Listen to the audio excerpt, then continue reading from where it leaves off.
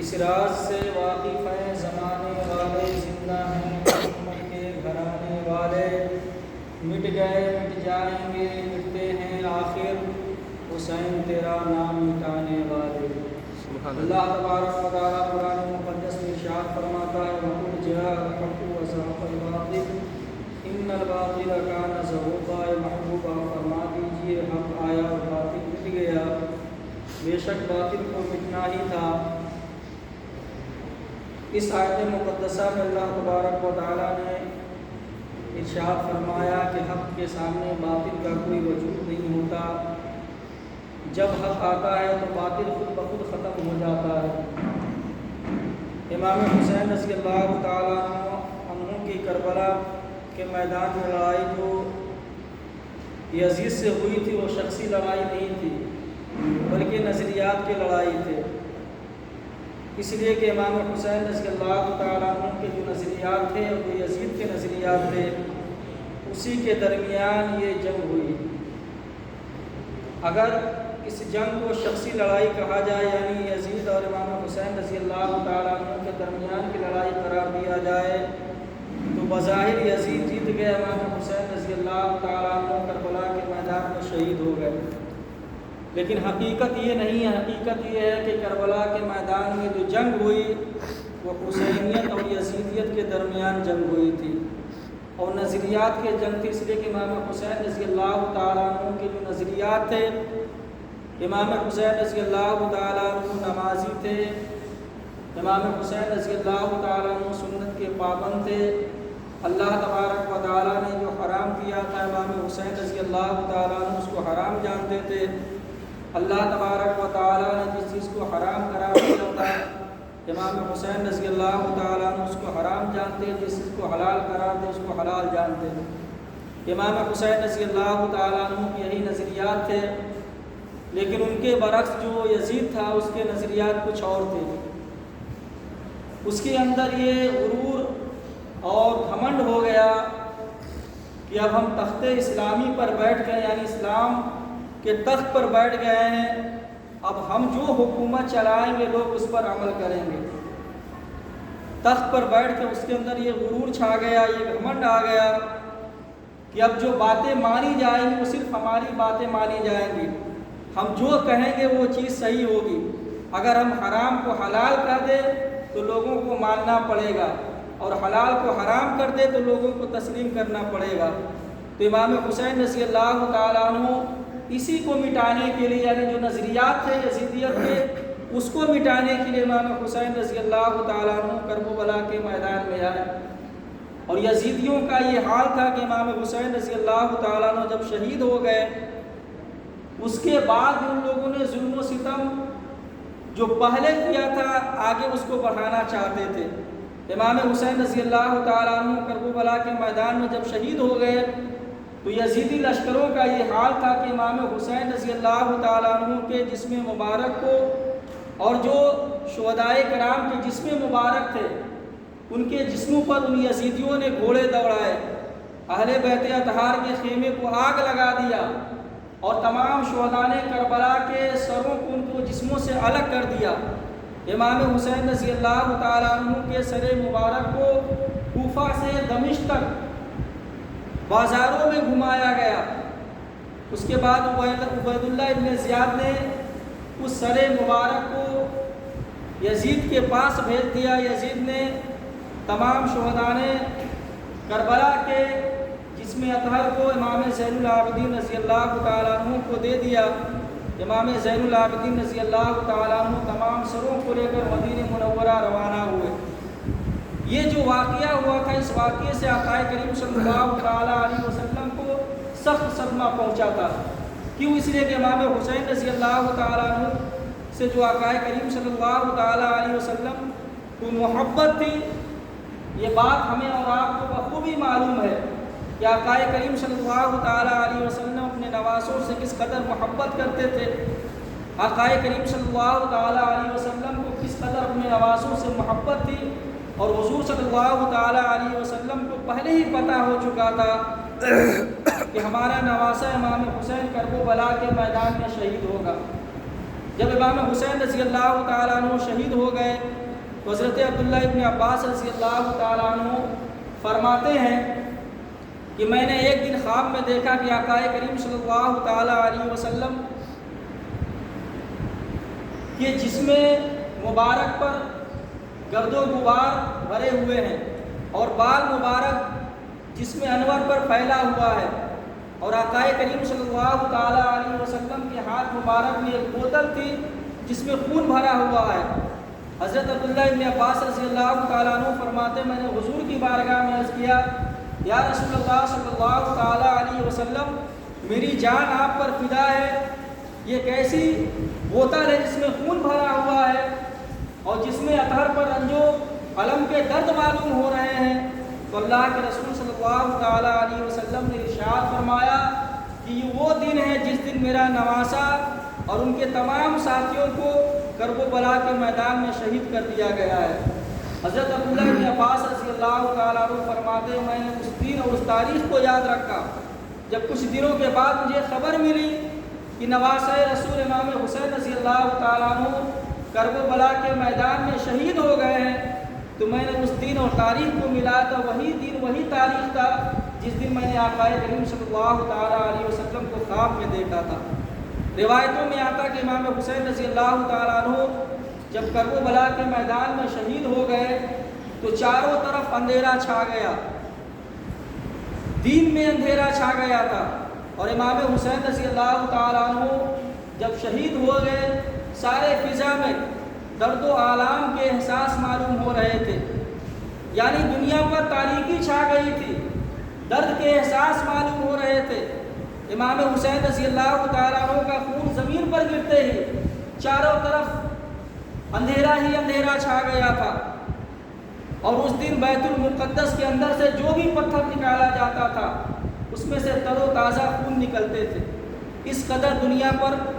رنج و الم کے بادل چھائے ہوئے تھے۔ امام حسین رضی اللہ تعالیٰ عنہ کی شہادت کے بعد اب یزید اور بے لگام ہو گیا، وہ تو یہی چاہتا تھا کہ جو بھی میرے راستے میں آئے میں اسے ہٹا دوں، اور امام حسین رضی اللہ تعالیٰ عنہ وہ یہ جانتا تھا کہ اگر یہ ہماری بیعت کر لیں گے تو جتنے لوگ ہیں سب میری بیعت کر لیں گے اور ہم جو چاہیں گے وہی لوگ کریں گے۔ لیکن وہ نواسہ رسول جن کے گھروں میں قرآن نازل ہوا، جن کی ماں آقا کریم صلی اللہ تعالیٰ علیہ وسلم کی بیٹی ہو، جن کے باپ مولا علی شیر خدا ہو، وہ لخت جگر کب برداشت کرے گا کہ نانا کے دین کی، نانا کے شریعت کی پامالی ہو؟ امام حسین رضی اللہ تعالیٰ عنہ کے شہادت کے بعد یزید اس قدر بے لگام ہو گیا کہ اس کے ظلم و شر سے زمین کانپ اٹھی، اس طرح وہ ظلم و زیادتی کرنے لگا، نماز روزہ حج و زکوٰۃ جتنی تھی سب پابندیاں ختم کر دی، شاعر اسلام کی حالت میں حرمتی ہونے لگی، اور حد تو تب ہو گئی جب سن 63 ہجری میں اس یزید لعین نے اپنے لشکر کے ایک فوجی کو کہا مدینہ منورہ پر حملہ کرنے کے لیے 12,000 یا 20,000 کا لشکر دے کر کہا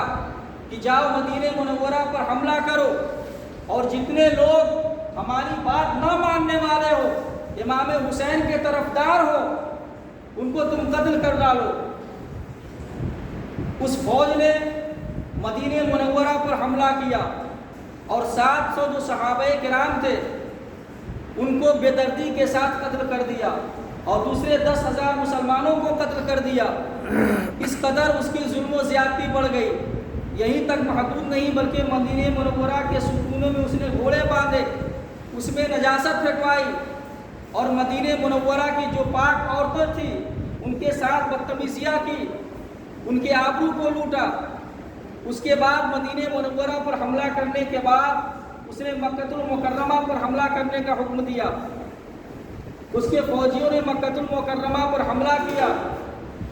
خانہ کعبہ میں آگ لگا دی جس سے غلاف کعبہ جل گیا، اور کئی دنوں تک خانہ کعبہ بغیر غلاف کے رہا۔ اس حد تک اس کی ظلم و زیادتی بڑھ گئی تھی، لیکن اللہ تبارک و تعالیٰ ظالموں کو ڈھیل دیتا ہے۔ جب ظلم حد سے زیادہ ہو جاتا ہے تو اللہ تبارک و تعالیٰ ایسی گرفت فرماتا ہے کہ دنیا اس کو یاد کرتی ہے۔ آخر کار وہ دن آیا جس نے یزید نے 3 سال 7 مہینے حکومت کی، لیکن دیکھیے کہ جب یزید مرا، جب اس کے بیٹے کو تخت پر بیٹھنے کے لیے کہا گیا تو اس کے بیٹے نے تخت پر بیٹھنے سے انکار کر دیا۔ لوگوں نے پوچھا کہ تم تخت پر کیوں نہیں بیٹھتے؟ تمہارے باپ نے تخت پر بیٹھ کر حکومت کی ہے، اب تمہارے ہاتھ میں وہ حکومت آ گیا۔ تو یزید کے بیٹے نے کہا میں ایسی سلطنت پر نہیں بیٹھ سکتا جو تخت پیغمبر اسلام کے فرزند سے ان کے خون سے لطپت ہو۔ اس کے بیٹے نے انکار کر دیا۔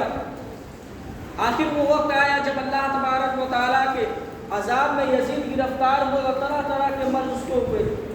اتنا بے چین ہو گیا تھا کہ بہت سارے ڈاکٹروں طبیبوں کو بلایا، سب نے جواب دے دیا۔ آخر اس کا اس طرح گزرا کہ تڑپتے ہوئے وہ مر گیا۔ اب یزید مر گیا تو اس کے فوج باقی تھے، اب ان کے حالات دیکھیے۔ جیسے ہی پتہ چلا کہ یزید مر گیا ہے، جو مکہ المکرمہ پر حملہ کرنے گئے تھے، مدینہ منورہ پر حملہ کرنے گئے تھے، عبید اللہ ابن زیاد کی قیادت میں جب ان لوگوں کو پتہ چل گیا کہ یزید مر گیا تو تمام لوگ بھاگنے کی کوشش کرنے لگے کہ اب یہاں سے نکلنا چاہیے ہمیں، اب یہاں کے لوگ ہمیں چھوڑیں گے نہیں۔ جیسے ہی ان لوگوں نے نکلنا چاہا تو مختار تقوی کی جو فوج تھی ان لوگوں کو گھیر کر تمام شہر میں گھیر لیا اور بے دردی کے ساتھ ان کو قتل کر دیا، اور عبید اللہ ابن زیاد بھاگ نکلنے میں کامیاب ہو گیا۔ وہاں سے وہ بھاگ نکلا اور جو اس کے فوج کے لشکر تھے تمام لوگوں کو قتل کر دیا گیا، کیونکہ اللہ تبارک و تعالیٰ نے آقا کریم صلی اللہ تعالیٰ علیہ وسلم پر وحی نازل فرمائی تھی کہ اے محبوب، جب یہودیوں نے حضرت زکریا علیہ السلام کو شہید کیا تھا تو ان کے ایک خون کے بدلے 70,000 یہودی قتل کیے گئے تھے، اور جن لوگوں نے آپ کے نواسے کو شہید کیا ہے ان کے ایک خون کے بدلے 70,000 اور 70,000 قتل کیے جائیں گے، یعنی 1,40,000 شامی اور کوفی قتل کر دیے گئے۔ 70,000 کو مختار تقوی کی فوج نے قتل کیا اور 70,000 کو عبداللہ ابن سپاہ کی جو فوج تھی ان لوگوں نے قتل کیا۔ تو یزیدیوں کا جو لشکر تھا جو بھاگنا چاہتا تھا، نکلنا چاہتا تھا، لیکن ان لوگوں ایسے ان کے ساتھ سلوک کیا گیا کہ جس طرح ان لوگوں نے خاندان رسول کو بے دردی کے ساتھ شہید کیا تھا اسی طریقے پر ان لوگوں کے ساتھ وہ معاملہ ہوا، ان لوگ بھی بے دردی کے ساتھ قتل کیے گئے۔ تو ظلم و زیادتی ہمیشہ نہیں رہتی، تاریخ گواہ ہے جتنے بادشاہ ہوئے اور جن لوگوں نے حکومت کی اور ظلم و زیادتی کی، تاریخ گواہ ہے کہ اللہ تبارک و تعالیٰ کے عذاب میں وہ گرفتار ہوئے، اور دنیا ہی میں گرفتار ہوئے۔ چاہے فرعون کا زمانہ دیکھیے، نمرود کا زمانہ دیکھیے، یہ جتنے بادشاہ ہوئے جن لوگوں نے حکومت پائی اور اللہ تبارک و تعالیٰ کے بندوں پر ظلم کیا، اللہ تبارک و تعالیٰ نے ان کو ایسے عذاب میں گرفتار کیا کہ رہتی دنیا تک ان کی مثال باقی رہی۔ یزید نے ظلم و زیادتی کی ان کا نام و نشان مٹ گیا۔ امام حسین رضی اللہ تعالیٰ عنہ کا روزہ آج بھی گواہی دے رہا ہے کہ امام حسین رضی اللہ تعالیٰ عنہ آج بھی زندہ ہے، اور یزید کے قبر کا پتہ لگائیے اس کے قبر تک معلوم نہیں ہوتی۔ تاریخ کی کتابوں کو پڑھنے میں پتہ چلے گا دمشق میں ایک جگہ ہے جہاں وہاں کے لوگ کوڑا کرکٹ پھینکتے ہیں، اسی جگہ پر اس کی قبر بنی ہوئی تھی، آج اس کی قبر بھی مل گئی، اور امام حسین رضی اللہ تعالیٰ عنہ کا روزہ آج بھی سورج کی طرح چمک رہا ہے۔ تو یہ حق اور باطل کی پہچان ہے۔ جن لوگوں نے ظلم و زیادتی کی، باطل کو پھیلانا چاہا، اس کے سامنے اللہ تبارک و تعالیٰ نے ایسے شخص کو کھڑا کیا جو حق کے علم کو بلند کیا اور باطل کے سب کچل ڈالا۔ آج بھی وہ عراق کی سرزمین جس پر نواسے رسول کا خون بہایا گیا، قیامت تک وہ زمین اسی طرح رہے گی، کبھی نہیں سنبھل پائے گی، ہمیشہ وہاں قتل و غارت ہوتا رہے گا۔ اور جتنے لوگ امام حسین رضی اللہ تعالیٰ عنہ کے ساتھیوں کے شہادت میں شامل ہوئے تھے बुजुर्गों ने फरमाया कि वो ऐसे ऐसे मर्ज में मुब्तला होकर मर गए, तड़पते हुए मर गए कि उनके मर्ज का इलाज भी ना हो सका। तो इससे मालूम चलता है कि जुल्म हमेशा नहीं रहता, जुल्म को एक दिन मिटना ही है, चाहे आज मिटे चाहे कल मिटे। और अल्लाह तबारक व तआला का कानून है कि अल्लाह तबारक व तआला जालिमों को हील देता है, और जब उसे अपने गिरफ्त में लेता है तो एक मिसाल बन जाती है, एक नज़ीर बन जाती है। इमाम हुसैन रज़ी अल्लाह तआला अन्हु के चाहने वाले आज पूरी दुनिया में मिलेंगे। इमाम हुसैन रज़ी अल्लाह तआला अन्हु के नाम पर अपना नाम रखने वाले पूरे दुनिया में मिलेंगे, लेकिन तारीख में दिखाई है कि ना यजीद का कोई नाम लेता है, ना यजीद के नाम पर कोई नाम रखता है। इस बात से पता चलती है कि हक जो है वो हमेशा हक ही रहेगा, और बातिल को चाहे आज मिटे कल मिटे उसको मिटना ही है। इसलिए कि अल्लाह ताला कुरान मुक़द्दस में इरशाद फरमाया, वक़ुल जाअल हक़्क़ु व ज़हक़ल बातिल, ऐ महबूब आप फरमा दीजिए हक आया और बातिल मिट गया। इन्नल बातिल कान ज़हूक़ा, बेशक बातिल को मिटना ही था। ये अल्लाह तबारक व तआला का कानून है कि जब भी जुल्म व ज़्यादती हुई, जब भी जुल्म हद से ज़्यादा हुआ, तो अल्लाह तबारक व तआला उसे अपनी गिरफ्त में लिया और दुनिया उसकी मिसाल पेश करती है।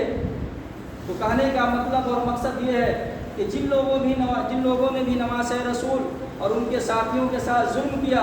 उनके ऐसे हालात हुए कि तरह दुनिया में ऐसे अजाब में गिरफ्तार हो गए कि तड़पते तड़पते मर गए।